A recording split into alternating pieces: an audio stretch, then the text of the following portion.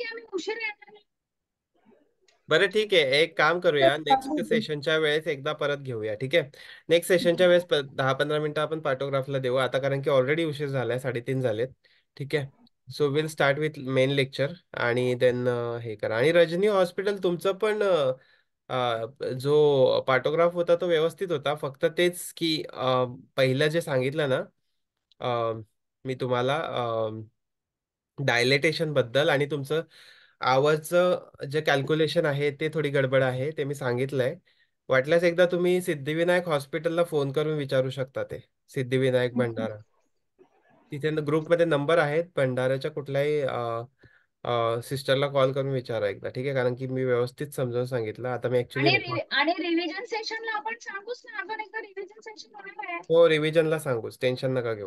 ठीक आहे. सो आपला मेन जे आजचं सेशन आहे ते आहे आपण कॉम्प्लिकेशन मॅनेजमेंट स्टार्ट करणार आहोत, ठीक आहे. सो त्यातलं एक कॉम्प्लिकेशन आज आपण घेणार आहोत, ते म्हणजे पीपीएच मॅनेजमेंट, ठीक आहे.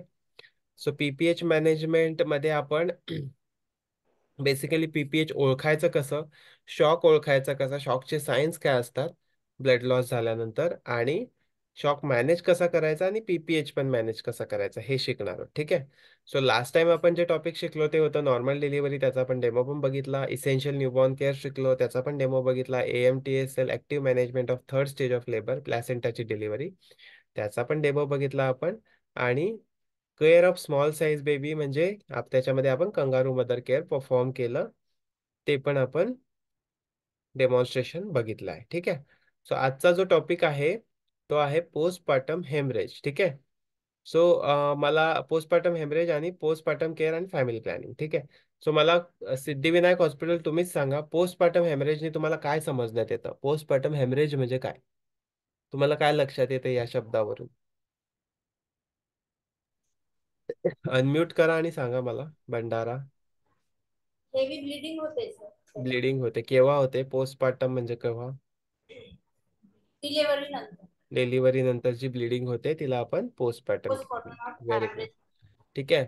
सो डिलिव्हरी एवढंच लक्षात घ्यायचं की आफ्टर डिलिव्हरी ते बेबीची डिलिव्हरी असेल किंवा मग आफ्टर प्लॅसेंटाची डिलिव्हरी असेल, त्याच्यानंतर जी ब्लिडिंग स्टार्ट होते त्याला आपण पोस्टमॉर्टम पीपीएच नॉट. म्हणतो, ठीक आहे.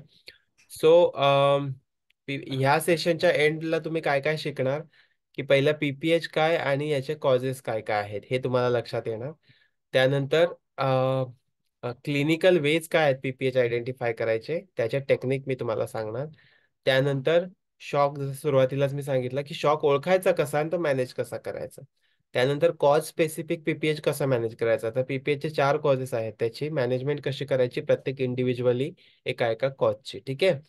त्याच्यानंतर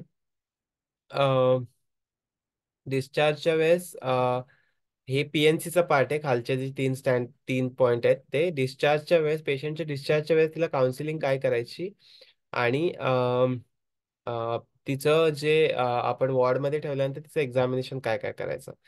त्यानंतर आपण तिला वेगवेगळ्या पार्टवर काउन्सिलिंग करतो. त्यामध्ये एक फॅमिली प्लॅनिंग, प्लॅनिंग एक इम्पॉर्टंट पार्ट आहे. फॅमिली प्लॅनिंग स्पेसिंग असेल किंवा मग स्टरलायझेशन असेल, याच्यावर आपण काउन्सिलिंग करतो, ती कशी करायची. आणि तिला बाकी पार्ट जसं की हायजीन, सॅनिटेशन, वॅक्सिनेशन, त्याच्यानंतर आपलं डेंजर सायन्स, आणि त्यासोबत आपल्या ब्रेस्ट फिडिंगचे फायदे काय आहेत, आणि ब्रेस्ट फिडिंग कधी कधी करायला पाहिजे, एक्सक्लुझिव्ह ब्रेस्ट फिडिंग म्हणजे काय, ठीक आहे. सो हे सगळं आपल्याला तिच्यात काउन्सिलिंग करायचं आहे, त्याला आपण हा सगळा पार्ट पोस्टपार्टम केअर मध्ये कव्हर होतो, ठीक आहे. सो आपण जसं की नेहमीच बघतो की आपण पहिला फॉक्सीचा क्वेश्चन पेपर बघून घेतो आणि मग नंतर आपण ऍक्च्युअल आपलं जे कंटेंट आहे त्याच्याकडे वळतो, ठीक आहे. सो आज आपण तेच करूया. पहिलं पीपीएचचा जे क्वेश्चन पीपीएच मध्ये विचारले जातील आणि पीएनसी मध्ये विचारले जातील ते आपण बघून घेऊया आणि काय काय रेडी ठेवायचंय, ठीक आहे. सो पहिला तर तुम्हाला असेसमेंट आली पाहिजे की किती एम एल ब्लड किंवा किती ब्लड लॉस म्हणजे पीपीएच, ती असेसमेंट आली पाहिजे. तिथे तुमचा एक पॉइंट येस होऊन जातो. त्यानंतर तुम्हाला शॉक ओळखता आला पाहिजे, तो आपण पुढे बघूया शॉक कसा ओळखायचा, काय काय सायन्स आहेत त्याचे.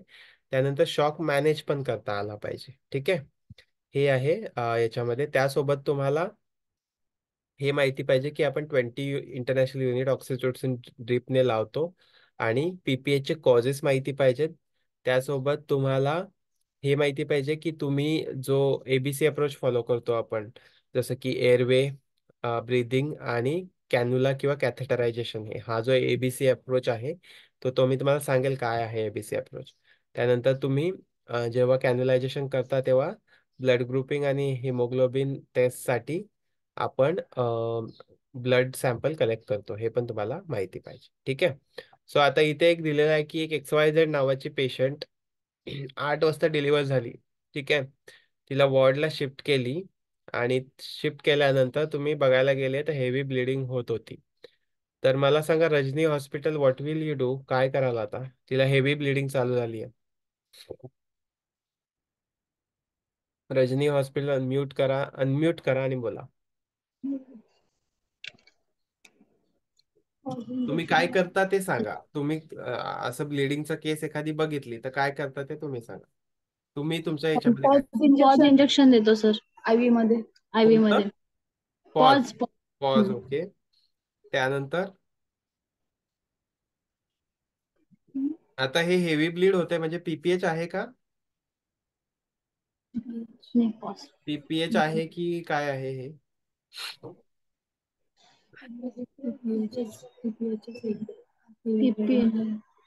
पीपीएच. पोस्टपार्टम हेमरेज आहे का? हेवी ब्लीडिंग हो आहे. हो हो आहे पोस्टमॉर्टम. पोस्टपार्टम हेमरेज आहे, तसं फक्त पॉजने होऊन जाईल का, की दुसरं पण काय करावं लागेल? पॉजने थांबून जाईल ब्लिडिंग? पॉज नाही थांबले तर मग सरांच्या फक्त पॉजच द्याल, दुसरं काय देणार?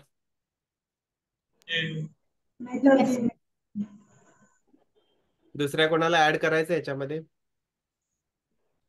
काय करावं? ब्लिडिंग होत असलं केलं सांगायचं. बोला बोला, कोणतं हॉस्पिटल आहे? रजनीच्या खाली कोणती विंडो आहे? I don't understand. सिद्धिविनायक वाटतं की प्राप्ती हॉस्पिटल? बोला, बोलायचंय तुम्हाला, बोला. चुकीचं असेल तरी चालेल, काय हरकत नाही. तर आम्ही आधी करून चेक करू ब्लिडिंग फ्रेश आहे की कसं आहे, त्याच्यानंतर आतमध्ये क्लॉट आहे की काय, मग आम्ही ते आधी क्लॉट काढून घेऊ. आणि ओके जर ब्लिडिंग होत असेल तर पेशंटला मेथर्जिन देऊ. ओके आरएल मध्ये 20 युनिट परत पिटोसिन टाकू. Okay, very good. त्यानंतर जर हेवी लॉस आहे, ब्लड लॉस, तर पेशंट शॉक मध्ये जाऊ शकते का? हो सर, जाऊ शॉक शकतो. मध्ये गेली असं कसं समजेल आपल्याला? पेशंट येते सर. हा, अल्टर सेन्सोरियम होईल. ओके, ती सेमी कॉन्शियस होईल किंवा अनकॉन्शियस होईल. अजून? पल्स वाढते पेशंटची. बरोबर. त्याच्यानंतर? होतो. बरोबर. रेस्पिरेटरी रेट कसा वाढतो, कमी होतो? आर आर वाढेल की कमी होईल? ऑक्सिजन नाही पोहोचत आहे बॉडीमध्ये, तर आर आर वाढेल. ऑक्सिजन घ्यायचा ट्राय करेल. ठीक आहे. सो हे जे डायग्नोसिस आहे, तिला हेवी ब्लिडिंग व्हायला लागली म्हणजे पीपीएच आहे. आता पीपीएच म्हणजे एक्झॅक्टली ओळखायचं कसं, तर 500 ml पेक्षा ब्लड लॉस, 500 ml पेक्षा जास्त ब्लड लॉस जर होत आहे. आता अगेन रजनी हॉस्पिटल बघा, फक्त विंडो ऑन ठेवली आणि कोणीच नाहीये तिथे, मला कोणीच दिसत नाहीये. मी तुम्हाला विंडो ऑन ठेवायला याच्यासाठी नाही बोललो की मला भिंत दिसावी म्हणून, मला तुमचे चेहरे दिसले पाहिजे. तुम्हाला कळतंय की नाही कळतंय, ह्या बॅक रिॲक्शन दिसल्या कॅमेरा, पाहिजेत. सॉरी सर, बॅक कॅमेरा झालाय सर तो. हा, ठीक आहे. ते कळत पण नाही. दिसतोय का सर हा, आता? आता दिसतंय, आता दिसतंय. ठीक आहे. सॉरी. तो 500 ml ब्लड लॉस जो आहे, मी म्हणतोय 500 ml, पण 500 ml म्हणजे किती, कसं ओळखायचं ते? आता जे अॅनेमिक केसेस असतात त्याच्यामध्ये लेसी असू शकतात. 300 ml ला पण आपण पीपीएच म्हणतो. ठीक आहे, अकॉर्डिंग टू द रेंज जी पण असेल, 10 जर असेल, 8 असेल, तर त्याला 300-250 मध्ये पण पीपीएच होऊ शकतो. ठीक आहे. सो सगळ्यात पहिले तर आपल्याला एक लक्षात घ्यायचं आहे की सगळ्यात पहिले आपला जो आपण पॅकिंगसाठी पॅड लावतो, जेव्हा ब्लिडिंग होत असेल. तो जर 5 मिनिटाच्या आत पूर्णपणे ओला होत असेल तर ते पीपीएच आहे. ठीक आहे. बाकी ते 500 ml 200 ml विसरून जा. 500 ml चं दुसरं दुसरं कसं ओळखायचं असतं की एक जो किडनी ट्रे असतो, आता किडनी ट्रे मध्ये आपण कलेक्ट करत तर नाही बसणार, पण आपल्याला कळतं की किडनी ट्रे एवढं ब्लड गेलंय. ते किडनी ट्रे जो असतो तो 500 ml चा असतो. ठीक आहे. तो किडनी ट्रे 500 ml चा असतो, त्यामुळे 500 ml किंवा त्याच्यापेक्षा जास्त ब्लिडिंग असेल तर त्याला आपण पीपीएच म्हणतो. ठीक आहे. सो काही काही केसेसमध्ये खूप स्लो एकदम ब्लीड होत असतं, काही मध्ये हेवी ब्लिडिंग एक इमिजिएटली स्टार्ट होते. ठीक आहे. सो याच्यामध्ये आपल्याला अ, सगळ्यात पहिले जाणणं गरजेचं आहे ते म्हणजे कॉजेस ऑफ पीपीएच. आता कॉज मध्ये आपल्याला पहिले तर सगळ्यात पहिले प्रायमरी कॉजेस, कारण की आपल्याला प्रायमरी कॉजेस जे इमिजिएटली होतात ते मॅनेज करायचे आहेत. त्यामुळे सेकंडरी कॉजेस तुम्ही लक्षात घेऊच नका, ते सेकंडरी मी सांगणार पण नाही तुम्हाला. फक्त प्रायमरी कॉज मध्ये 4 कॉज आहेत. तर 4 कॉज म्हणजे की काय, 4 टीज आहेत. ठीक आहे. टी म्हणजे काय, टीचा टी, चहाचा टी. ठीक आहे. सो टी टी पहिला टी म्हणजे टोन. आता टोन म्हणजे काय की युटरस कॉन्ट्रॅक्ट होत नाही, टोन नाहीये त्याला युटरसला, म्हणून अटोनिया होतो, त्याला आपण अटोनिक पीपीएच म्हणतो. आणि हा सगळ्यात मेजर कॉज आहे पीपीएच व्हायचा. तो 80 to 90% केसेसमध्ये होतो. दुसरा टी आहे तो म्हणजे टियर किंवा ट्रॉमा. टियर म्हणजे काय, कुठेतरी कट गेला किंवा कुठेतरी बाळ डिलिव्हर होताना धक्का लागला आतमध्ये वॉलला, म्हणून ब्लिडिंग स्टार्ट झाली. ठीक आहे. हे आहे टियर आणि ट्रोमा. आता तिसरा टी म्हणजे टिश्यू. हे लिहून ठेवा तुम्ही कुठेतरी, 4 टीज असतात. ठीक आहे. सो 4 टीज मधला तिसरा टी आहे टिश्यू. टिश्यू म्हणजे काय की आयदर आपण एएमटीएसएल करताना बघितलं की एखादा पीस शिल्लक राहू नये म्हणून आपण फ्रेश ब्लिडिंग बघतो, किंवा मग आपण रोटेट करून काढतो, किंवा कंट्रोल कॉन्ट्रॅक्शन देतो. ठीक आहे.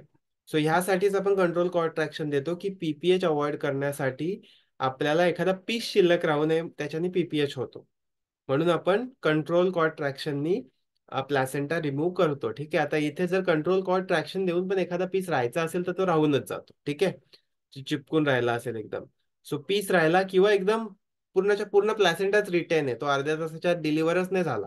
ठीक आहे. सो त्याला आपण टिश्यू असं नाव देतो. ठीक आहे.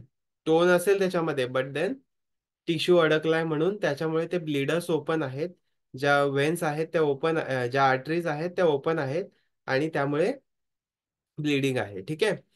त्याच्यानंतर चौथं जे रिझन आहे ते खूप रेअर असतं, बट ते असतं, आणि ते त्याच्यावर काहीच उपाय नसतो. तो म्हणजे थ्रम्बो एम्बोलिक कोॲग्युलोपॅथी. कोॲग्युलोपॅथी म्हणजे काय, क्लॉटिंग फॅक्टर किंवा bleeding factor, bleeding time clotting time मध्ये गडबड आहे. ठीक आहे. सो याची हे जन्मापासून असतं, आणि त्याला आपण काहीच नाही करू शकत. या केसला आपल्याला आयदर कॉम्प्रेशन टेक्निक यूज करून किंवा बलून टेम्पोनेट यूज करून आपण करू शकतो, किंवा मग आपल्याला रेफरच करावा लागतं. ठीक आहे. ब्लड जे आहे ते अरेंज करून रेफर करावं लागतं. ठीक आहे. सो हे झाले कॉजेस. आता कॉज स्पेसिफिक मॅनेजमेंट कशी करायची ते पुढे बघूया आपण. आता फक्त आपण बघूया की 80 to 90% केस ज्या होतात अटोनिक पीपीएच, टोनमुळे जे प्रॉब्लेम होतात ते कसे मॅनेज करायचे, आणि शॉक कसा मॅनेज करायचा. ठीक आहे. त्यानंतर बाकीचे 3 प्रकार बघूया. सगळ्यात पहिले तर प्राप्ती हॉस्पिटलने आपल्याला जे सिम्पटम्स सांगितले, जे लक्षणं सांगितले शॉकचे, ते शॉकचे लक्षणं एक्झॅक्टली बरोबर सांगितले त्यांनी. ठीक आहे. सो ते आपल्याला ओळखता आले पाहिजे सगळ्यात पहिले शॉकचे सिम्पटम. आता बॉडीमध्ये जे ब्लड असतं ते असतं अराउंड 4 ते 5 लिटर. ठीक आहे. आता 500 ml ब्लड म्हणजे अर्धा लिटर ब्लड. ठीक आहे. अर्धा लिटर ब्लड जर ब्लडपेक्षा जास्त जात आहे, जर ते 1000 ml असेल, 1500 ml असेल, किंवा 2000 ml म्हणजे 2 लिटर पर्यंत ब्लड लॉस असेल, तर ते जर ते तुम्ही कंट्रोल नाही करता आलं तुम्हाला, तर ते तेवढं लॉस होतं, किंवा तुमच्या नकळत पण हेवी मध्ये 2 लिटर पर्यंत ब्लड लॉस होऊ शकतो. आता तो ब्लड लॉस कसा ओळखायचा, तो सगळ्यात पहिले माहिती पाहिजे आपल्याला. सगळ्यात पहिले ब्लड लॉस कसा, 500 ml तर मी तुम्हाला किडनी ट्रेचं सांगितलं. जर बेडवर सांडलं असेल तर 1000 ते 1500 ml पर्यंत असू शकतं, आणि बेडच्या खाली पण सांडलं असेल तर 2000 ml पर्यंत असू शकतं. ठीक आहे. हे असतं visual estimation of blood loss. हे तुम्हाला कदाचित एक्झाम मध्ये पिक्चर पण दाखवलं जाईल, आणि त्याच्यामध्ये बेडच्या खाली ब्लड सांडलेलं दिसेल, तेव्हा तुम्ही सांगायचं 1500 ते 2000 ml असू शकतं, 2 लिटर पर्यंत. आता बॉडीमध्ये फ्लुइडच असतं, ब्लड जे असतं ते 5 लिटर असतं, 2 लिटर त्यातलं गेलं तर ऑब्व्हियसली पेशंट शॉकमध्ये जायचे चान्सेस असतात. आता त्याच्यामध्ये काय काय होतं, शॉकचे सिम्पटम्स तुम्हाला लक्षात आले पाहिजेत. सो टॅकिकार्डिया होतो, थिन पल्स होते, ठीक आहे. So thready pulse more than 110 पर मिनिट, ठीक आहे. आता आपलं pulse rate normal pulse 60 to 90 असतो, ठीक आहे, रेंज. तो 110च्या मोर दॅन 110च्या वर जातो, ठीक आहे. त्याच्यानंतर टॅकेपनिया होतो, तो म्हणजे फास्ट रेस्पिरेटरी रेट. आता ती श्वास घेईल, ठीक आहे, जास्त श्वास घेईल ऑक्सिजन क्रेविंगसाठी. ऑक्सिजन कमी होते बॉडीमधला, ठीक आहे. ब्लड सोबत ऑक्सिजनेटेड ब्लड जे आहे ते लॉस झालंय, त्यामुळे ऑर्गन्सला ऑक्सिजन पोहोचत नाहीये, टिश्यूजला ऑक्सिजन पोहोचत नाहीये.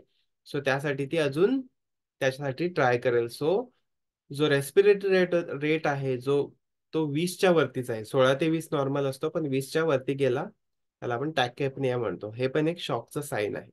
हायपोटेन्शन होईल, ब्लड प्रेशर खाली जाईल, ठीक आहे. त्यानंतर स्किन जी आहे ती थंड पडेल, कोल्ड क्लॅमी स्किन होऊन जाईल. आणि अल्टर सेन्सोरिया म्हणजे ती ड्राउझी असेल, एकदम अशी एकदम गुंगलेली असेल, किंवा सेमी कॉन्शियस असेल, किंवा अनकॉन्शियस पण असेल, ठीक आहे. सो हे झाले शॉकचे सायन्स. आता इनिशियल मॅनेजमेंट कशी करायची, याच्यामध्ये इनिशियल मॅनेजमेंटमध्ये बेसिकली आपण स्टार्ट करतो अटोनिक पीपीएच मॅनेज करायला, ठीक आहे. अटोनिक पीपीएच, कारण की ते मेजर रिझन असतं.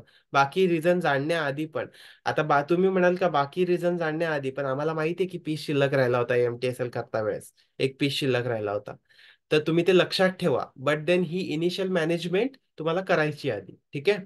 जसं फ्लूड फ्लूड बॅलन्स झाला, किंवा मग एक युटेरोटॉनिक लावणं 20 इंटरनॅशनल युनिट, जसं प्राप्ती हॉस्पिटलने सांगितलं.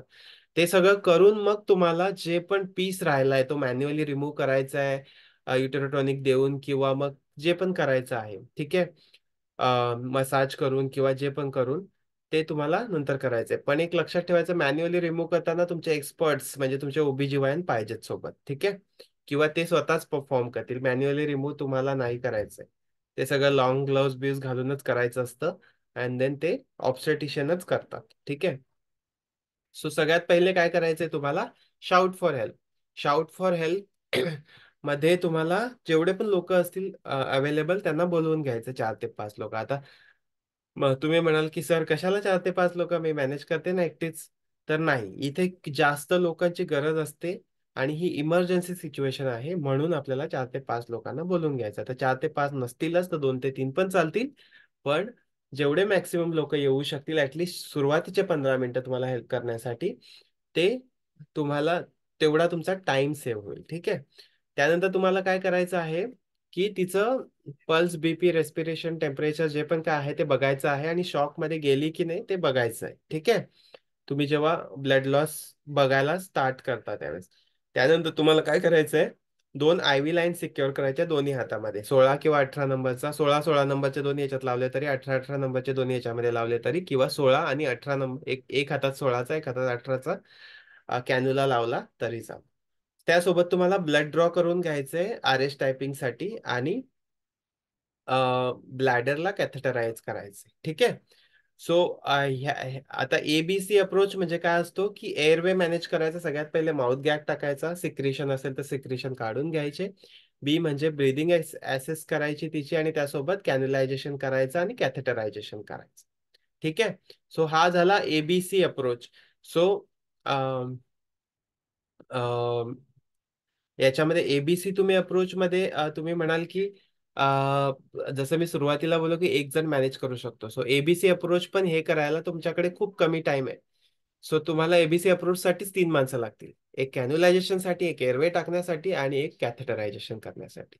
एक जण जाऊन तो तुमचा बॉक्स जो आहे पीपीएचचा, जो आपण सुरुवातीच्या त्याच्यामध्ये बनवलाय, पीपीएच बॉक्स तुम्ही पुन्हा एकदा बघून घ्या आजच्या लेक्चर नंतर, ठीक आहे. काय काय आहे त्याच्यामध्ये, मी जे सांगेल ते काय काय आहे की नाही, ते नसेल तर तुम्ही टाकून घ्या त्याच्यामध्ये, ठीक आहे. सो 16 नंबर 18 नंबर जे पण काय आहे असतील, लॉंग ग्लोव्स सांगितलेत मी, ते आहेत की नाही, ते नसतील तर मागवून घ्या, वगैरे वगैरे, ठीक आहे. अ, ते ते तुम्ही जेव्हा एबीसी अप्रोच फॉलो करत असता त्यावेळेस तुम्हाला 3 माणसाची तिथेच गरज लागते, आणि एक जण आणून देईल, एक जण काहीतरी दुसरं करेल, आय व्ही वगैरे, आय व्ही सेट काढून त्याचे इन्स्टॉलेशन करणं, वगैरे वगैरे. त्यासाठी 4 ते 5 माणसं गरजेचं असतं. म्हणून मी तुम्हाला सांगितलं की शाउट फॉर हेल्प करा पहिले. ठीक आहे, ओरडायचं पहिला की धावा धावा पीपीएच झालंय, धावा पीपीएच झालंय, जे काय असेल. ठीक आहे.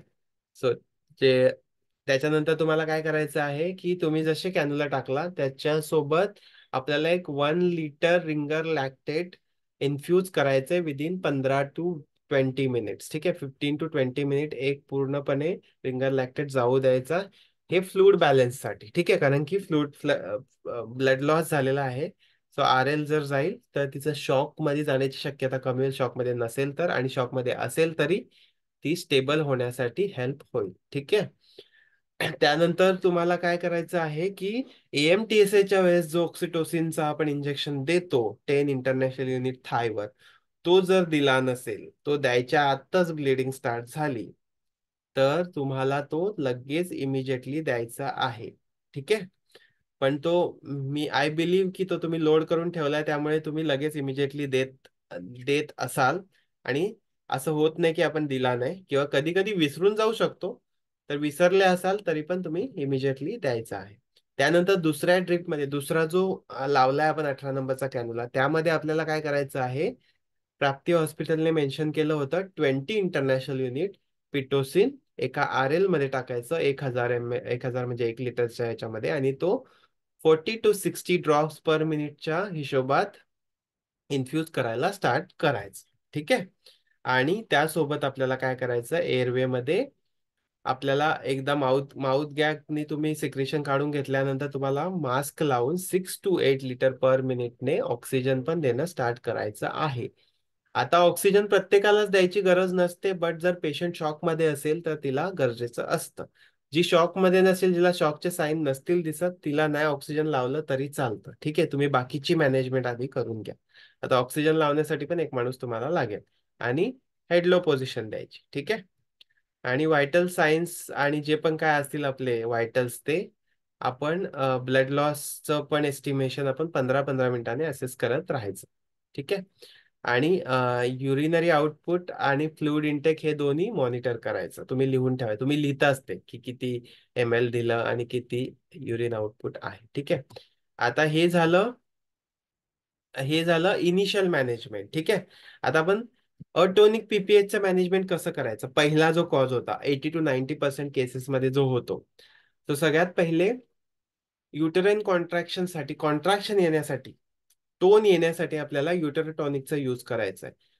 प्राप्ती हॉस्पिटलने म्हटलं की रजनी हॉस्पिटलने म्हटलं की नाही, त्यांनी पॉज म्हटलं. प्राप्ती हॉस्पिटलने सांगितलं नाही, मिथार्जिन देतात ते लोक. ठीक आहे. सो याच्यामध्ये खूप सारे ऑप्शन्स आहेत. ठीक आहे. एक तर आहे कार्बोक्रॉस किंवा मिझोप्रोस्टॉल टॅबलेट आहे, किंवा मग तुम्ही मेथार्जिन पण देऊ शकता, किंवा मग जे पॉजचं इंजेक्शन आहे ते पण तुम्ही यूज करू शकता. बट पॉजचं जे तुम्ही म्हटलं ना, ते ऍडिशनल ऍडिशनल इंजेक्शन द्यायचं आहे आपल्याला. पॉज हा युटरटॉनिक नाहीये. तो फक्त ब्लड थांबवण्यासाठीचा ट्रायनेक्झामिक ऍसिड असतं त्याच्यामध्ये. सो त्याच्यासोबत एक युटेरोटॉनिक देणं मस्ट असतं पॉज सोबत. ठीक आहे. कुठलंही यूज करा तुम्ही. आता ते कसे यूज करायचे ते पुढच्या चार्टमध्ये आपण बघूया. युटेरोटॉनिक टोन देण्यासाठी युटेरोटॉनिक कुठले यूज करायचे. त्याच्यामध्ये कार्बोप्रॉस्ट आहे. कार्बोप्रॉस्ट जर यूज करत असाल तर तो फ्रीजमध्ये ठेवायचा असतो ऑक्सिटोसिन सोबत. आता 20 युनिट ऑक्सिटोसिन ऑलरेडी दिलेला आहे आपण, त्यामुळे ऑक्सिटोसिन परत यूज नाही करायचा. आपल्याला काय काय आहे ऑप्शन, कार्बोप्रॉस्ट आहे, मिझोप्रोस्टॉल टॅबलेट आहे, आणि मिथार्जिन आहे. ठीक आहे. सो ते पहिलं कसं करायचं ते आपण बघूया. त्याच्यानंतर आपले काही कॉम्प्रेशन टेक्निक आहेत, आणि एक बलून टेम्पोनेट टेक्निक आहे, ते पण आपण बघूया. ठीक आहे. सो हे आपण हे सगळे उपाय करून झाल्यानंतर युटेरोटॉनिक, बायमॅन्युअल कॉम्प्रेशन, ॲओर्टिक कॉम्प्रेशन, किंवा मग तुमचा बलून टेम्पोनेट वगैरे, हे काय आहे ते मी तुम्हाला सांगेल. तुम्हाला कन्फ्युजन होईल याच्यात, नावं घेतोय मी त्याच्यात. पण हे सगळे उपाय केल्यानंतर पण जर नाही होते ब्लिडिंग कंट्रोल, तर तुम्हाला फर्स्ट रेफरल युनिटला ब्लड ट्रान्सफ्युजन लावून त्याला रेफर करायचा आहे. ठीक आहे. आणि जरी तुमची ब्लिडिंग कंट्रोल झाली तरी तिला 15-15 मिनिटांनी तुम्हाला असेस करायचे आहे पुढच्या 2 तासापर्यंत. ठीक आहे. आता हा बघा, हा चार्ट बघा की तुमचे युटेरोटॉनिक तुम्ही कसे कसे यूज करू शकता, त्यांचा डोस किती तासाने रिपीट करू शकता आणि maximum dose in a day 24 तासात किती देऊ शकता. सगळ्यात पहिला ऑक्सिटोसिन आहे. सो तो 20 इंटरनॅशनल युनिट आपण आपण ऑलरेडी 1000 ml च्या RL मध्ये लावला. ठीक आहे. 40 to 60 ड्रॉप पर मिनिट या स्पीडने. ठीक आहे. आता कंटिन्यू डोस तुम्ही कधी करू शकता, की हा डोस तुम्ही परत एकदा रिपीट करू शकता. याला काही टाइम लिमिट नाहीये. त्याच्यात तुम्ही पुन्हा एकदा 20 इंटरनॅशनल युनिट टाकून तुम्ही पुन्हा एकदा एक आणि दुसरी म्हणजे 3 मॅक्सिमम RL तुम्ही लावू शकता आणि 60 इंटरनॅशनल युनिट तुम्ही देऊ शकता इन अ डे. ठीक आहे. आणि हे IV बोलस नाही द्यायचा आहे किंवा IM पण नाही द्यायचं. ठीक आहे. आता मेथार्जिनचं जे इंजेक्शन आहे ते किती द्यायचं आहे, 0.2 mg सॅम्पल लावायचा आहे आपल्याला आणि हे तुम्ही IM देऊ शकता किंवा IV स्लोली पण देऊ शकता. ट्राय करा IV द्यायचं, कारण की लवकर इफेक्ट येईल. आणि ते तुम्ही 15 मिनिटांनी पुन्हा रिपीट करू शकता. ठीक आहे. त्याच्यानंतर एक डोस, पहिला डोस तुम्ही 15 मिनिटांनी रिपीट करा आणि दुसरा डोस तुम्ही एव्हरी 4 आवरली तुम्ही ते देऊ शकता आणि मॅक्सिमम त्याचे 5 डोस देऊ शकता 1 mg पर्यंत. ठीक आहे.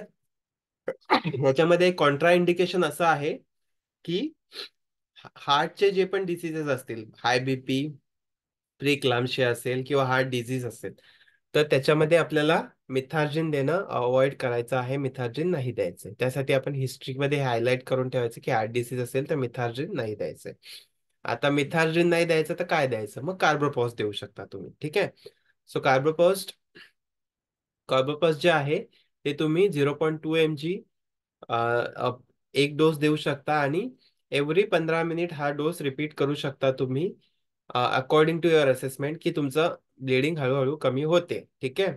आणि हे मॅक्सिमम 8 डोस तुम्ही देऊ शकता. सो असं नाही की 15-15 मिनिटांनी द्यायचंच आहे. तुम्ही अर्ध्या तासाने देऊ शकता, पण गॅप 15 मिनिटाचा पाहिजे जर तुम्हाला इमिजिएटली द्यायचं झालं तर. ठीक आहे. जर ब्लिडिंग व्यवस्थित कंट्रोल होते तर तुम्ही होल्ड करा आणि 2 तासांनी दिलं तरी चालेल, कारण की मॅक्सिमम 8च डोस देऊ शकता तुम्ही इन 24 आवर. ठीक आहे. आता हे कशामध्ये अवॉइड करायचंय, अस्थमामध्ये. कॉन्ट्रा इंडिकेशन आहे अस्थमा. आता अल्टरनेट यूज करायचं. अस्थमा असेल त्याला मेथार्जिन यूज करायचं, हार्ट डिसीज असेल त्याला कार्बोप्रोस यूज करायचं. ठीक आहे. मिझोप्रोस्टॉल टॅबलेट पण एक आहे आपल्याकडे ऑप्शन, तो सिंगल डोसेस द्यायचा असतो. 800 mcg मायक्रोग्रामची टॅबलेट असते, ती तुम्ही पर रेक्टल ठेवायची आहे. ठीक आहे. आता पर वजायनल का बरं नाही ठेवायची, कारण की ब्लिडिंग होत असते, ती टॅबलेटच वाहून जाईल. त्यासाठी तुम्ही पर रेक्टलच ठेवायचं. इथे सबलिंग्युअल असा ऑप्शन पण दिलेला आहे, पण सबलिंग्युअल पण नका ठेवू, तुम्ही पर रेक्टलच ठेवा ते. ठीक आहे.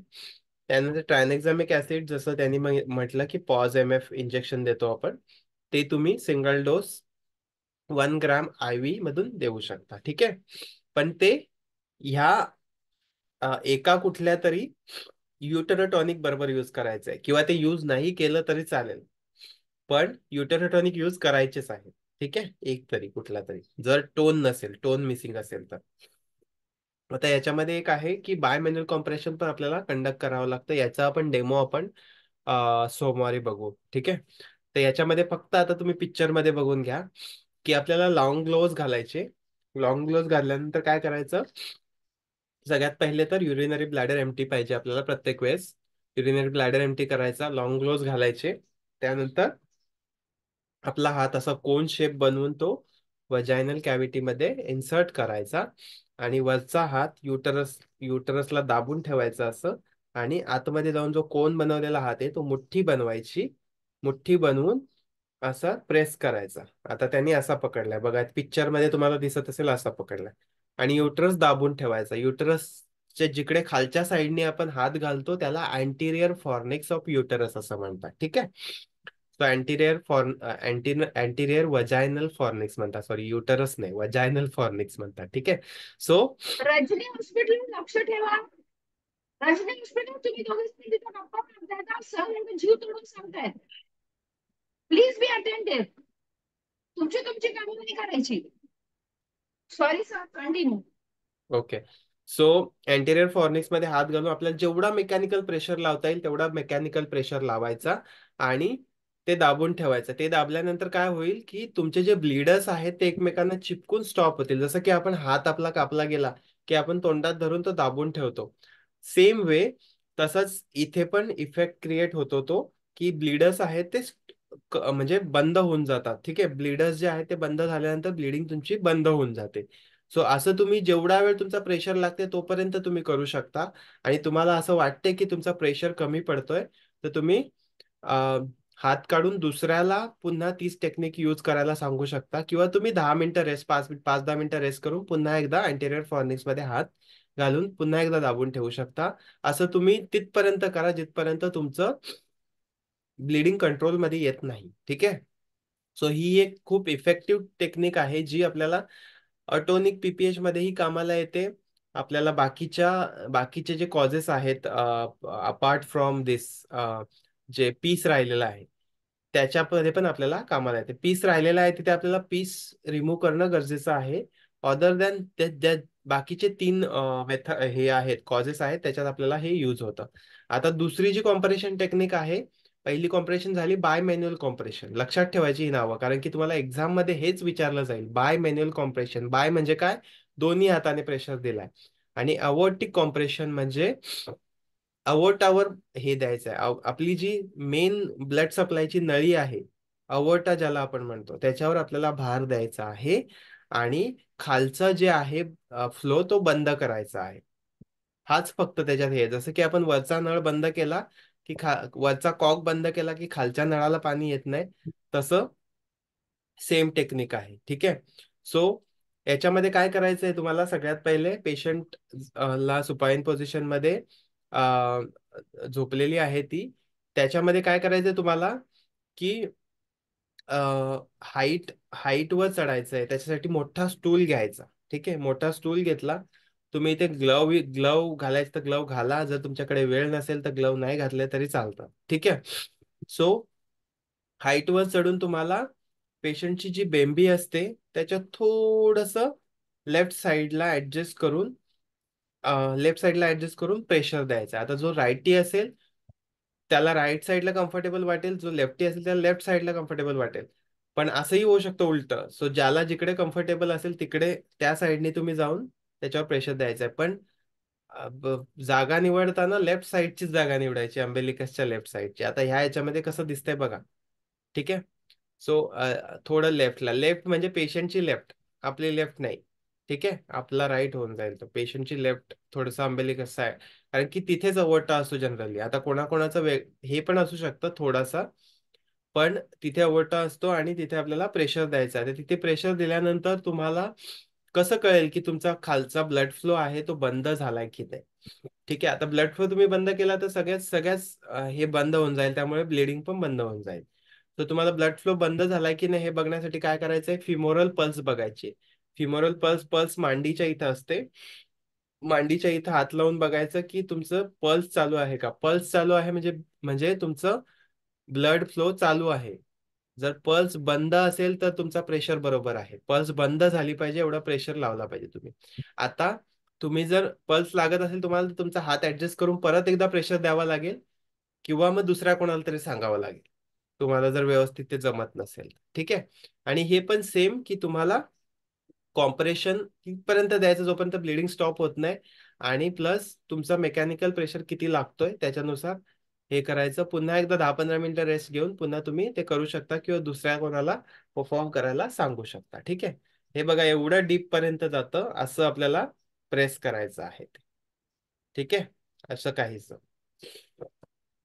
दिसतंय तुम्हाला ह्या पिक्चर मध्ये. ठीक आहे. आता तिसरी जी टेक्निक आहे ती आहे कॉन्डोम टेम्पोनेट.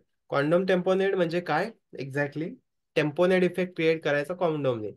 एका पॉलिस कॅथेटरवर आपण वरती कॉन्डोम लावायचा आणि तो युटरस मध्ये टाकायचा बांधून, आणि त्याच्यामध्ये पाणी 500 ml पर्यंत, अर्धा लिटर पर्यंत पाणी इन्फ्यूज करायचं आणि तो जाऊन असा आतमध्ये फुगेल आणि तो टेम्पोनेट इफेक्ट क्रिएट करेल, ब्लीडर्सला जाऊन चिपकेल आणि ब्लिडिंग स्टॉप होईल.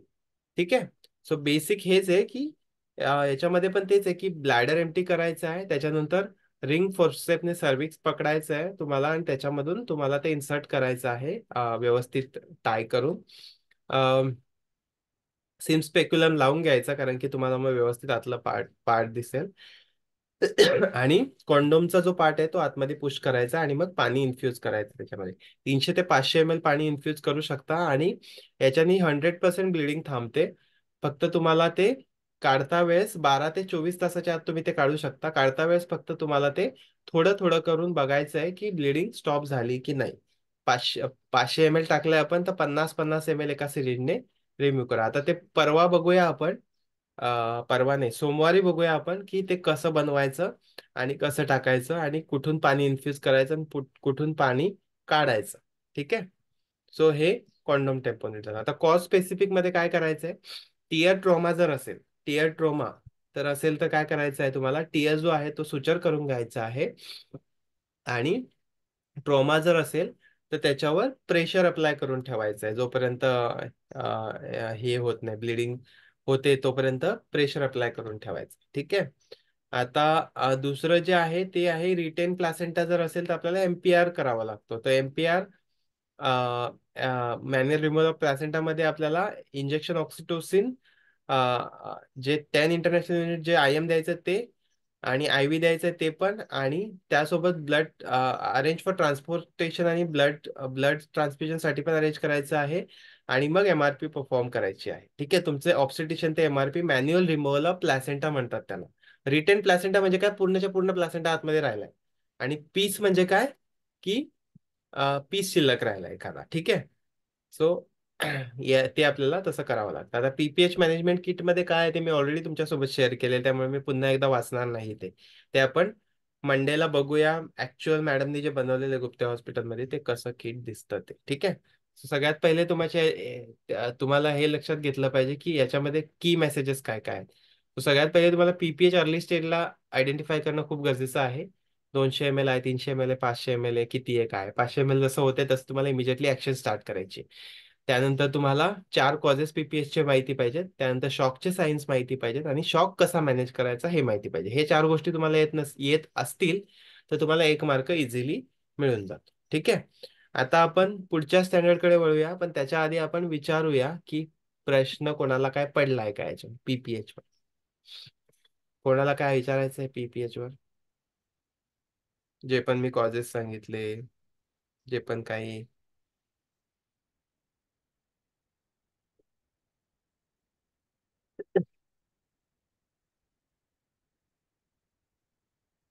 कोणाला काय विचारायचं आहे? बरं मी विचारू. मी विचारतो आता. रजनी हॉस्पिटल, मला सांगा PPH झालं असं कधी म्हणणार आपण? Rajani hospital, please unmute yourself.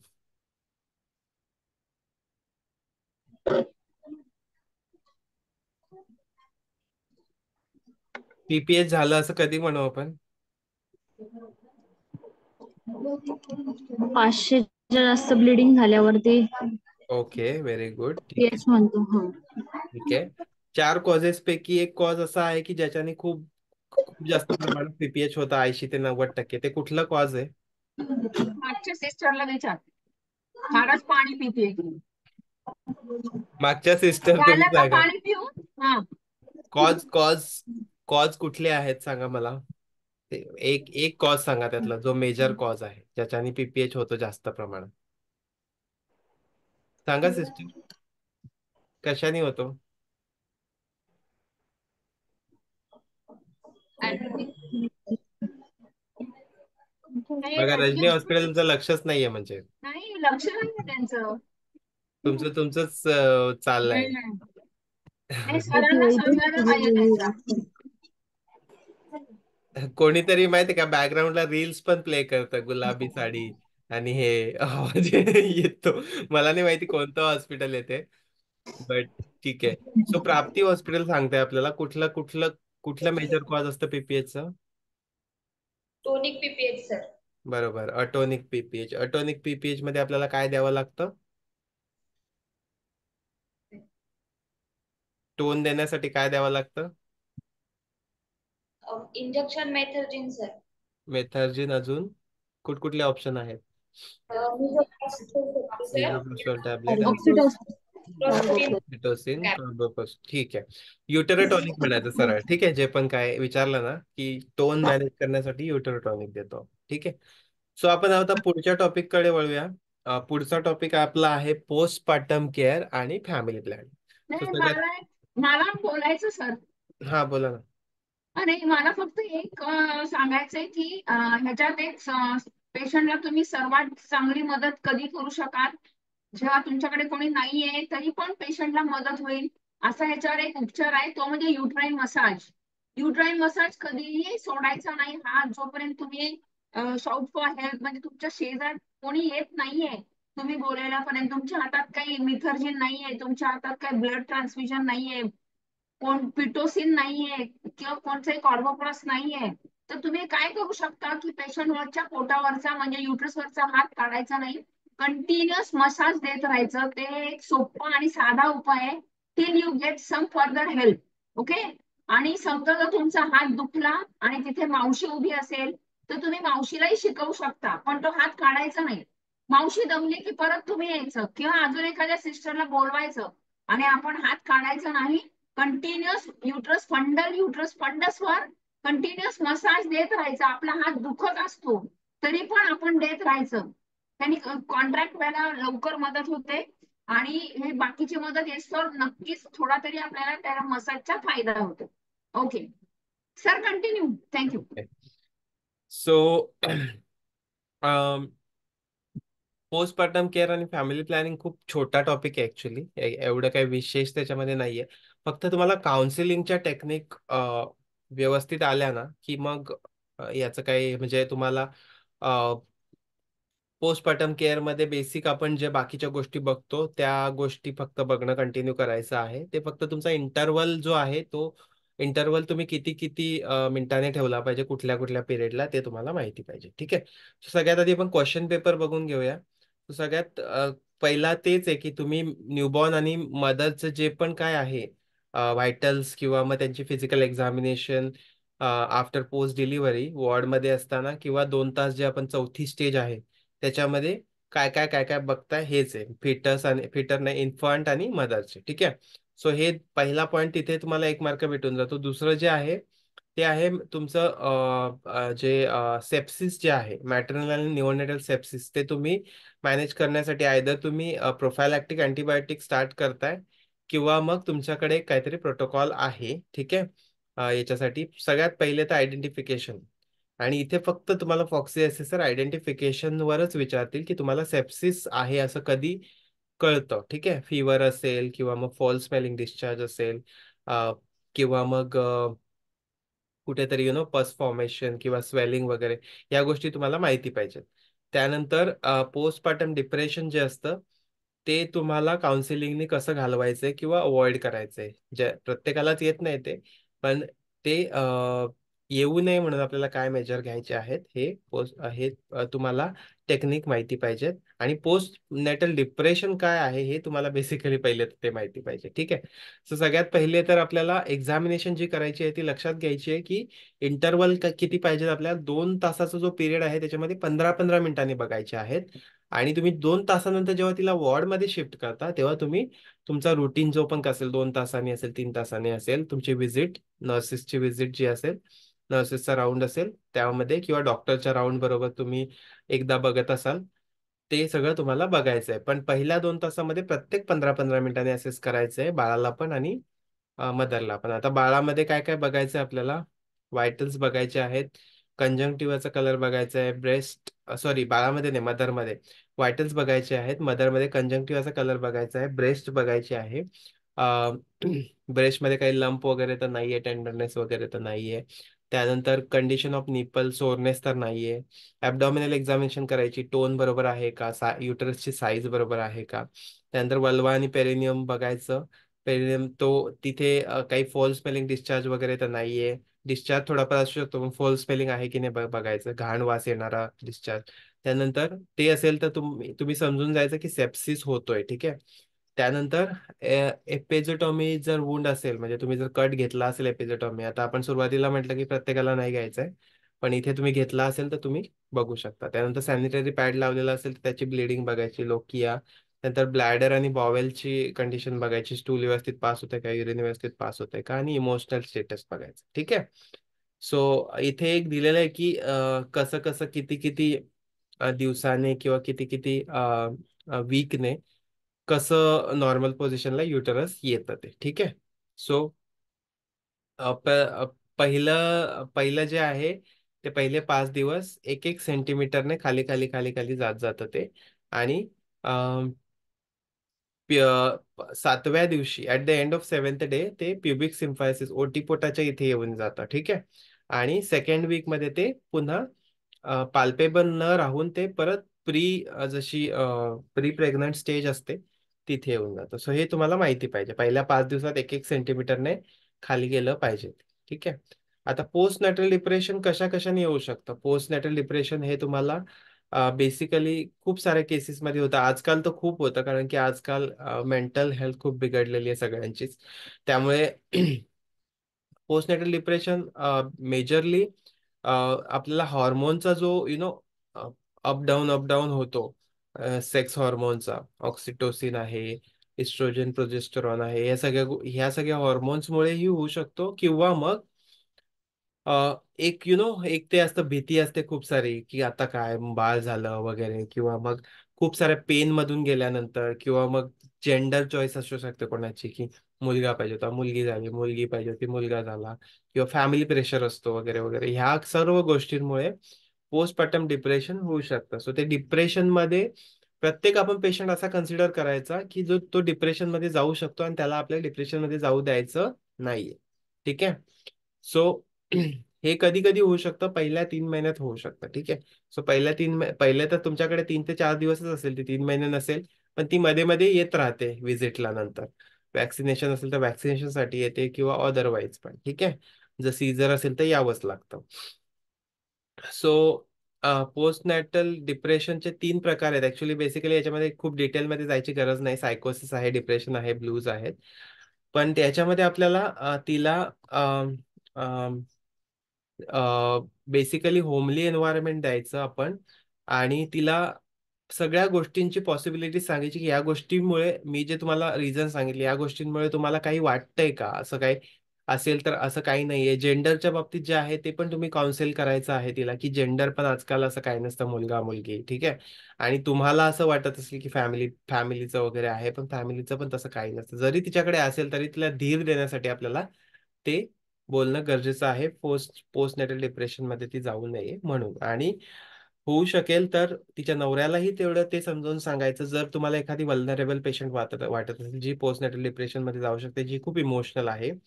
So तिच्या नवऱ्याला पण समजून सांगायचं की ती घरी गेल्यानंतर तिला सपोर्ट देत राहा म्हणून. ठीक आहे. आता बेबीमध्ये काय काय बघायचंय, क्रायन ऍक्टिव्हिटी बघायचं, तिचं टेम्परेचर बघायचंय, सकलिंग म्हणजे तिचा रिफ्लेक्सेस कसा आहे, ब्रेस्ट फिडिंग करताना सक व्यवस्थित करते का, कलर चेंज तर नाही होते, सायनोसिस, जॉन्डिस किंवा पॅलर तर नाही होते.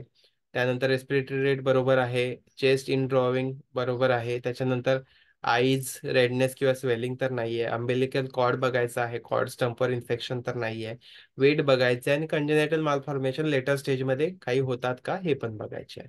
ठीक आहे. आता डेंजर सायन्स बद्दल बघूया आपण. डेंजर्स हे जे झालं ते तुम्हाला 2 तासाच्या आत एक्सटेन्सिव्हली बघायचं आहे, आणि तुमच्या वॉर्डच्या व्हिजिटच्या वेळेस पण बघायचं आहे. ठीक आहे. सो ह्याच्यासोबत तुम्हाला काय करायचंय, त्यांना काउन्सिलिंग करायचंय प्रत्येक वेळेस तुम्ही जेव्हा जाता तेव्हा, तुम्हाला जसा वेळ मिळेल तसा, की एखाद्या म्हणजे दिवसातून एखाद्या वेळेस हे जे डेंजर सायन्स आहे ते समजून सांगायचे, तिच्या लक्षात राहावे म्हणून. किंवा तुम्ही कुठेतरी लावून पण दिले तरी चालतील, की बाळाला असं असं व्हायला लागलं तर लगेच इन्फॉर्म करा, किंवा मदरला असं असं व्हायला लागलं तर लगेच इन्फॉर्म करा. सो एक्सेसिव्ह ब्लिडिंग व्हायला लागली, ॲबडॉमिनल पेन व्हायला लागलं, हेडॅक किंवा व्हिज्युअल डिस्टर्बन्स व्हायला लागला, ब्रीदिंग डिफिकल्टी व्हायला लागली, ब्लॅडर एम्प्टी करण्यासाठी डिफिकल्ट व्हायला लागली, किंवा फॉल्स वजायनल डिस्चार्ज यायला लागला, घाणेरडा वास येणारा डिस्चार्ज यायला लागला. बेबीमध्ये फास्ट किंवा difficulty in breathing, fever, unusual cold, किंवा मग फीडिंग बंद केली त्यांनी, लेस ऍक्टिव्हिटी, लिथार्जिक झाला, किंवा मग बॉडी पूर्णपणे येल्लो पडली, तर हे सगळे डेंजर सायन्स आहेत. ठीक आहे. हे डेंजर सायन्स तुम्हालाही माहिती पाहिजेत आणि त्यांनाही समजून सांगायचं, आणि हे डेंजर सायन्स घरी जाता वेळेस पण तिला समजून सांगायचे डिस्चार्जच्या वेळेस. ठीक आहे. आता सगळ्यात इम्पॉर्टंट पार्ट जो आहे तो पोस्टपार्टम फॅमिली प्लॅनिंग. ठीक आहे. सो पोस्टपार्टम फॅमिली प्लॅनिंग जो पार्ट आहे तो तो सगळ्यात इम्पॉर्टंट आहे आणि याच्यात काउन्सिलिंग स्किल्स खूप इम्पॉर्टंट आहेत आपल्या. ठीक आहे. तर सगळ्यात पहिले तर तिला रिटर्न टू फर्टिलिटी वाला कन्सेप्ट समजून समजून सांगायचं की ती कधी रिटर्न टू फर्टिलिटी जाऊ शकते आफ्टर डिलिव्हरी. आता काल डिलिव्हरी झाली तर आता नेक्स्ट मंथ लगेच प्रेग्नंट होऊ शकते का ती की नाही, किंवा मग कधी होऊ शकते, हे सगळं आधी समजून सांगायचं. सगळ्यात पहिले आपल्याला एक्सक्लुझिव्ह ब्रेस्ट फिडिंग 6 मंथ्स पर्यंत परफॉर्म करण्यासाठी आपल्याला एक गोष्ट समजून सांगायची, ती म्हणजे लॅक्टेशनल अमेनोरिया. लॅक्टेशनल अमेनोरिया म्हणजे काय, जोपर्यंत ती फीड करत असेल तोपर्यंत तिचा अंडा तयार होणार नाही, ओवम तयार होणार नाही आणि तिला मेन्स्ट्रुअल सायकल पण चालू होणार नाही. ठीक आहे. ब्लिडिंग चालू होणार नाही जर एक्सक्लुझिव्ह ब्रेस्ट फिडिंग केलं तर. हे तुम्हाला पण माहिती असेल. त्याला आपण फक्त स्तनपान जर करत राहिली ती व्यवस्थित तर ते येत नाही. बट LAM जी आहे, लॅक्टेशनल अमेनोरिया आपण ज्याला म्हणतो, ती आपल्याला ॲज अ मेथड म्हणून नाही यूज करायचं आहे याचं स्टरलायझेशनची. ठीक आहे. ती कारण की कदाचित कसं होतं की आजकाल असं झालंय की हॉर्मोनचं खूप जास्त इफेक्ट, हॉर्मोनचं जे सिक्रेशन आहे ते कधीही होऊ शकतं. 3ऱ्या महिन्यात पण इस्ट्रोजन प्रोजेस्टेरॉन ऍक्टिव्ह होतो आणि ओवम सिक्रेट होतो आणि कळत पण नाही ती कधी प्रेग्नंट झाली, कारण की ब्लिडिंग स्टार्ट होण्याआधीच तो ओवम प्रेग्नंट फर्टिलाइज होऊन प्रेग्नंट होऊन जातो. त्यामुळे ही टेक्निक जी आहे ती आपल्याला म्हणजे त्याच्यावर डिपेंडंट नाही राहायचंय. पण हे मोटिवेट करण्यासाठी तुम्हाला हे करायचं आहे, LAM जे आहे लॅक्टेशनल अमेनोरिया बद्दल इन्फॉर्मेशन द्यायची. ठीक आहे. आता याच्यामध्ये हेल्दी टायमिंग आणि स्पेसिंग ऑफ प्रेग्नन्सी काय काय आहे ते तुम्हाला समजावून सांगायचं. ठीक आहे. सो स्पेसिंग किती पाहिजे दोन किडमध्ये, तर 24 मंथचं इंटरवल पाहिजे. कशामध्ये, ओवम फर्टिलाइज झाल्या झाल्यापासून सॉरी डिलिव्हरी झाल्यापासून ते ओवम फर्टिलाइज होईपर्यंत 24 मंथची म्हणजे 2 वर्षाचा गॅप पाहिजे. ठीक आहे. म्हणजे तुम्ही असं नाही म्हणू शकत की 24 मंथचा 2 मुलांमध्ये गॅप पाहिजे. 2 मुलांमध्ये गॅप तो 3 वर्षाचा होऊन जाईल, अराउंड 3 वर्ष. ठीक आहे. कारण की 24 मंथ नंतर जर ओम फर्टिलाइज होतोय तर अजून प्लस 9 महिने त्याच्यात, म्हणजे ते अराउंड 3 वर्षच होतात. ठीक आहे. त्याच्यानंतर जर अबॉर्शन झालं असेल तर ऍटलिस्ट 6 मंथ्स आपल्याला वेट करायचं आहे. परत एंडोमेट्रियम जो आहे तो व्यवस्थित तयार होऊ दे. त्यानंतर ओवमची क्वालिटी पण सुधरू दे. त्यानंतर आपल्याला हे करायचं. आता फॅमिली प्लॅनिंग जर फॅमिली प्लॅनिंगच्या मेथड ज्या पण कोणत्या असतील त्या पुढे बघूया आपण. त्या जर परफॉर्म केल्या तर काय काय फायदा आहे मदरला. सो मदरला फायदा काय काय आहे की reduce risk of complication associated with pregnancy, म्हणजे नेक्स्ट प्रेग्नन्सीमध्ये जे कॉम्प्लिकेशन होतील ते रिड्यूस होऊन जातात. त्याच्यानंतर तिला एक्स्ट्रा टाइम भेटतो बेबीची केअर करण्यासाठी, जो की खूप गरजेचा असतो त्यावेळेस. ठीक आहे. 3 इयर्सचा. त्यानंतर तिला प्रॉपर रेस्ट मिळून जाते आणि ती पुन्हा तिचं जे नरिशमेंट आहे ते व्यवस्थित होतं. सगळे जे पण टिश्यूज आहेत बॉडीमधले ते व्यवस्थित नरिश होतात, रिप्लेनिश होतं सगळं, जे पण मिनरल आहेत, जे पण न्यूट्रिशन आहेत ते. ठीक आहे. त्यानंतर तिच्यासाठी स्वतःसाठी पण खूप टाइम मिळतो तिला आणि मेंटली प्रिपेअर होण्यासाठी पण टाइम मिळतो नेक्स्ट प्रेग्नन्सीसाठी. ठीक आहे. आता जर फॅमिली प्लॅनिंग हे नाही केलं तर काय काय होऊ शकतं, कॉम्प्लिकेशन होऊ शकतात, मिसकॅरेज होऊ शकतं, अबॉर्शन होऊ शकतं किंवा ग्रेटर रिस्क ही आहे की मॅटर्नल डेथ पण होऊ शकतं. ठीक आहे. आता न्यूबॉर्न साठी काय काय फायदे आहेत. न्यूबॉर्न साठी फायदे हे आहेत की जर त्यांनी स्पेसिंग किंवा फॅमिली प्लॅनिंग चे मेथड्स यूज केले तर त्याच्यामध्ये जो जो बाळ जन्माला आलेला आहे तो स्ट्रॉंग होतो, हेल्दी होतो, कारण की त्याला एक्सक्लुझिव्ह ब्रेस्ट फिडिंग मिळतं, अटेन्शन मिळतं, कॉम्प्लिमेंटरी फीडिंग पण व्यवस्थित मिळते. त्याच्यानंतर त्याचे न्यूट्रिशनल बेनिफिट्स व्यवस्थित असतात. मदर डॉटर नाही, मदर सन पण असू शकतं, मदर डॉटरच येतं माझ्या ह्याच्यात. मदर बेबी बॉन्डिंग होऊन जाते, ब्रेस्ट फिडिंगचा रेट वाढतो आणि तिला न्यूबॉर्नच्या नीड काय आहे ते बेटर अंडरस्टँडिंग त्याची येते, कारण की दुसरं बाळ पोटात नसल्यामुळे. त्याच्यानंतर जर प्रॅक्टिस नाही केलं तर न्यूबॉर्नची डेथ, इन्फांटची डेथ, करंट किंवा नेक्स्ट ची डेथ व्हायचे चान्सेस जास्त वाढतात. प्रीटर्म व्हायचे चान्सेस वाढतात. लो बर्थ वेट बेबी व्हायचे चान्सेस वाढतात. आणि दुसरी प्रेग्नन्सी राहिल्यामुळे आपल्याला जर ब्रेस्ट फिडिंग बंद करावी लागली तर न्यूबॉर्नला बाकी सगळंच इम्युनिटी कॉम्प्रोमाइज राहते. त्याच्यानंतर त्याचं वेट कॉम्प्रोमाइज राहतं, नरिशमेंट कॉम्प्रोमाइज राहते, हे सगळं होतं. ठीक आहे. So importance of postpartum family planning जे आहे ते ते काय आहे की तुम्हाला इथे काउन्सिलिंग का बरं करायचं आहे, कारण की इथे त्यांना त्या दोन पहिल्या ज्या इनिशियल पिरियडमध्ये त्या मोस्ट रिसेप्टिव्ह असतात.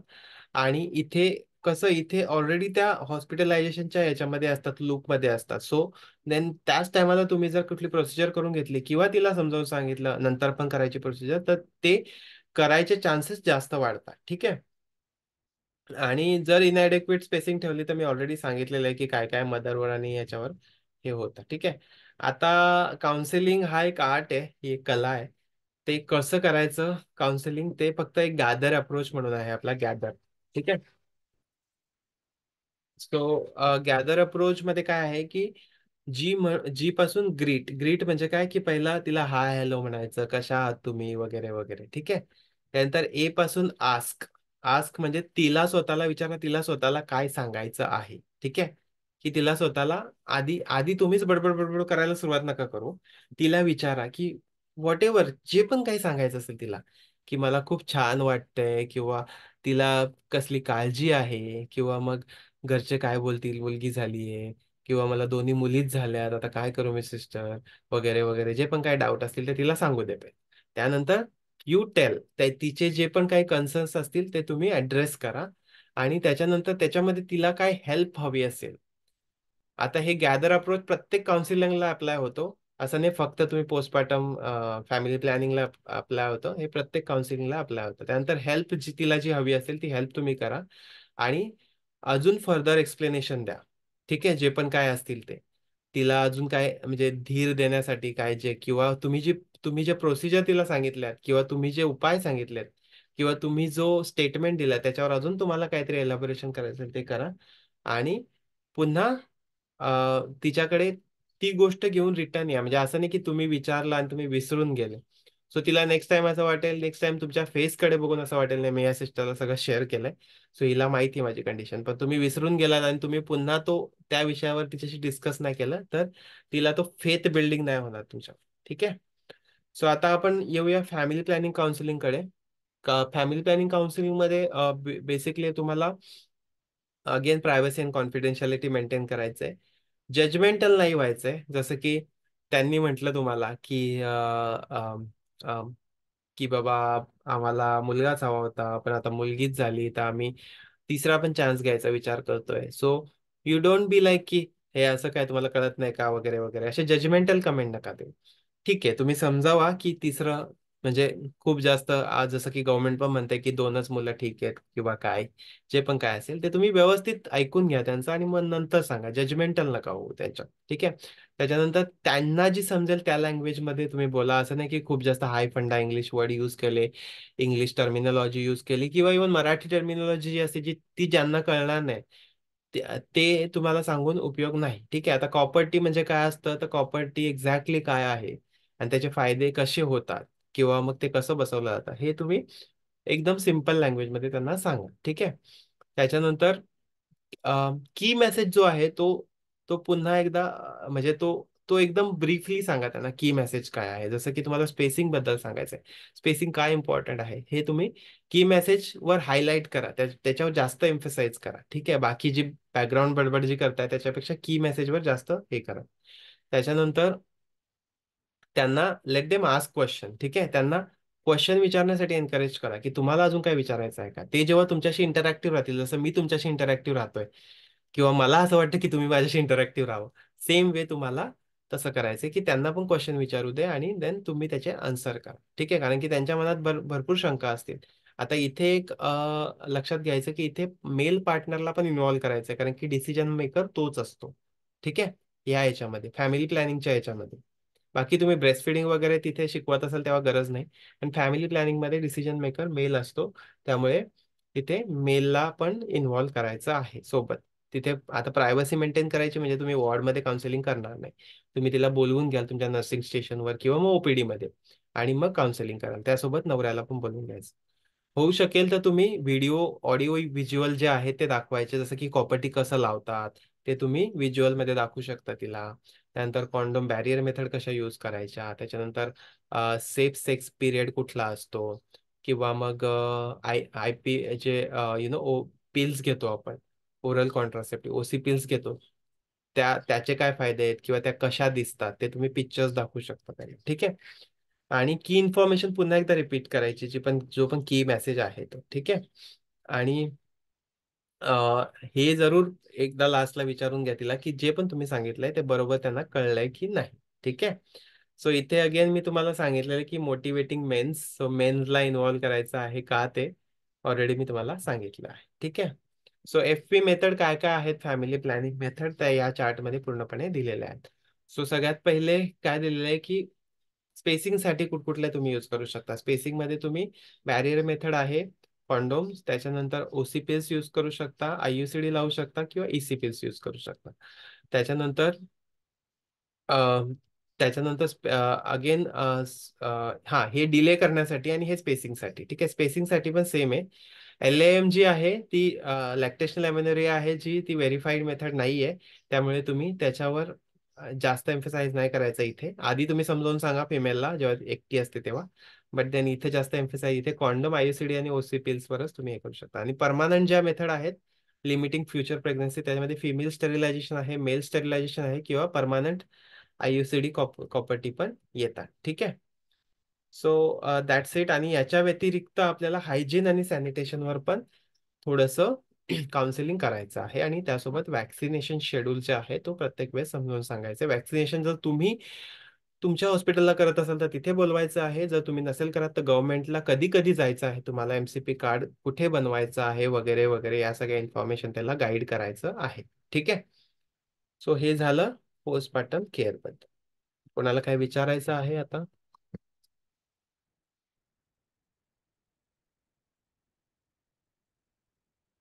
No questions? तुमचे PPH वर क्वेश्चन नव्हते तर याच्यावर क्वेश्चन नसतील, आय बिलीव्ह. हा तर सोपा टॉपिक होता. ठीक आहे, सो याची रेकॉर्डिंग आणि PPT मी संध्याकाळपर्यंत शेअर करेन तुमच्या सोबत. आणि प्राप्ती हॉस्पिटलच्या एक सिस्टर का बरं एवढ्या लाजत आहेत? मागून बघ, प्राप्ती हॉस्पिटल मागून मागून बघतायत. गुलाबी साडी गाणं ऐकलं का तुम्ही? ठीक आहे, मॅडमला काय सांगायचंय का? ज्योत्स्ना मॅम तुम्ही म्यूटवर आहात, तुम्ही काहीतरी बोलताय पण म्यूटवर आहात. नाही, अंबोरे कोण आहे? Ambore I don't know. Rajnandini Ambore, कोणत्या हॉस्पिटल मधून आहात तुम्ही? हॉस्पिटल कोणचं आहे? प्राप्ती हॉस्पिटल. कोण आहे अंबोरे? नाही तर मग मला ऍबसेंटी काढावी लागेल, कारण ते अंबोरे राठी हॉस्पिटल तर नाहीये. हा तेच ना, राठी त्यांनी पण किंवा कॅमेरा दुसरं ऑन करून कुठेतरी गेलेत फिरायला. किंवा आहे ते दुसरं सिद्धिविनायक राहिले ना. हा, कोण आहे राजनंदिनी कोण आहे? राज अंबोरे, राजनंदिनी अंबोरे. राजनंदिनी अंबोरे कोण आहे? कोणचं हॉस्पिटल? नाही, ते समोर नाहीये तर नाहीच आहे, त्यामुळे आय डोंट नो ते ऐकतायत पण की नाही.